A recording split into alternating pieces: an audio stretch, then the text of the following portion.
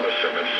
The preceding signal was a test of the public warning and alarm transmitters in the Florida listening area originating from Florida. This is also a test of the same system, more specific area message encoder. The same system will alert only the county or counties affected by particular warning. These tests are conducted each Wednesday between 11 a.m. and noon.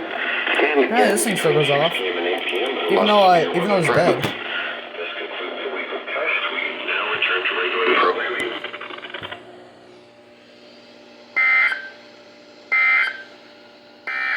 Now for the official National Weather Service forecast issued 2 p.m. Tuesday, October 19th, 2021 for the KHB 32 listening area for the following counties in Florida: Hillsborough, Pasco.